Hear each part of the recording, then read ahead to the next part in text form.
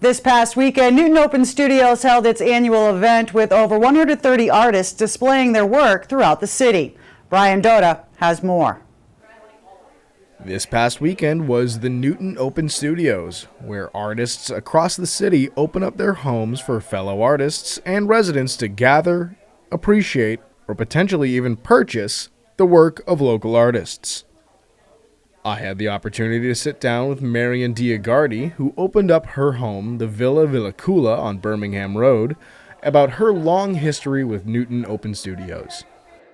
Well, I got started as an artist probably in the earlier years, 1998, and I showed it the first time with my friend in a barn until my foot went through his floorboards.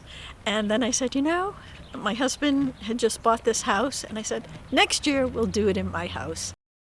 I had been inspired by a trip to England and seeing art in a home called Kettle Yards in Cambridge, England. And I'm like, I love the way you can experience art on the walls of your home. And that's what made me open up my home and show my art and other people's art, and that's the way you enjoy it.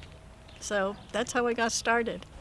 Well, it's got a very high reputation for high quality. So we went from, 40 artists, a lot of us just starting out, so our skill levels were basic, to now 130 artists. And we attract artists who just are not in the Newton community but want to be a part of the Newton community, and so they join our arts organizations, they become active participants, and I always believed that inclusion just made everything stronger and better, and that it's just thrilled me to see how much it's grown from 40 to 130 this year. So it's been lovely. I also had the opportunity to speak with a few of the artists displaying their work at the Villa and ask what events like this do to support the arts. And how did you land on glass as your medium? I took it as an elective in college, and I enjoyed it so much. I just was sort of captivated by it. You hear glass people say, the glass, like it's some sort of a mystical, spiritual material. And it is, and one of the things that I like to tell people is that glass is everywhere. I'm looking, through glasses, you drink out of glasses, the windows are glass. So it's a universal material, it's an organic material. It's made from 3 components mainly, sand, soda, and lime. And it's naturally occurring. Obsidian is a kind of glass, or quartz is a kind of high temperature glass. And it's evolved over a 5,000 year period from the origination of just melting sand, they found it on a beach, to people doing all kinds of things today with glass. And it's very unique what I do. I laminate plate glass together and make objects that are supposed to look like blown pieces sort of, but they're actually sculptural objects that comment on the vessel.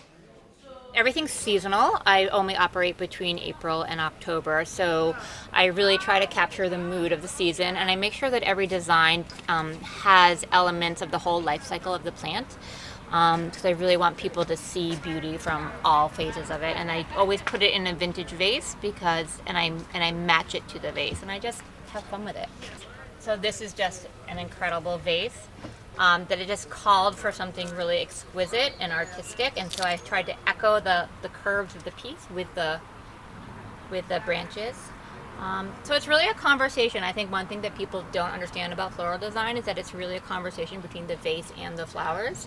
And then I try to tell little stories within each design, so that you look really closely and then you notice all the other designs. Incredibly important, I think.